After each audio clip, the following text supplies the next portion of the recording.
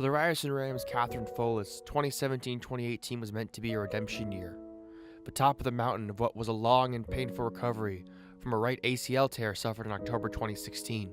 But on a cold November Saturday night against Esteireiro Goldenhawks, just 9 games into her season, Katherine's comeback story would come crashing to a halt. I was having arguably one of my best games of the season. I was doing some really good things on defense, scoring a lot of points. I think it might have been the third quarter, the fourth quarter. I can't remember exactly right about now, but I remember they had a fast break. I think it was a 2-on-1 or a 3-on-2, and I was one of the players back on defense, and they kicked it to one girl around the elbow. She went to take a shot, but I just remember when I came down, I landed on her foot. Everything kind of just stopped and went in slow motion a little bit. I think I knew what happened without getting like the diagnosis or anything, but I tried to convince myself that I didn't tear my ACL again. But I think I kind of knew subconsciously. When it happened the second time, we didn't know for sure that it was an ACL again. So the timing of getting that a couple days later, I think we all felt pretty defeated for her because it's just such a tough thing to deal with and overcome.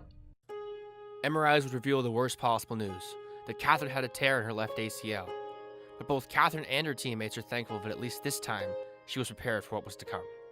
The first time was probably a little bit easier just because she had high hopes, and then the second time probably a little bit more difficult, but at the same time she knew what to expect. I kind of already knew what to do, and because I've done it the year prior, I kind of knew the steps that I had to take, how long it was going to take. And then when I went down farther in the stretch of my recovery, that's when things get harder because you don't see results as quickly.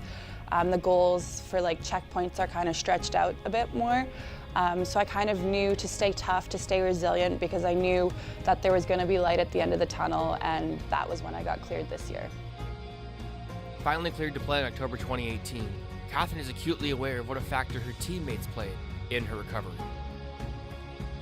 They were always there, even if I wasn't practicing. I was at every practice. They were always there, checking in on me, motivating me, pushing me, always there if I needed help. I think at the beginning, a couple days after surgery, the whole team came over to my house. We had like a little Christmas dinner because I had surgery around Christmas time. And then just throughout, they've always been there, being able to push me and support me. And if I needed a little bit of tough love, they were there to give it to me. Even if I needed a shoulder to cry on, they were always there for me.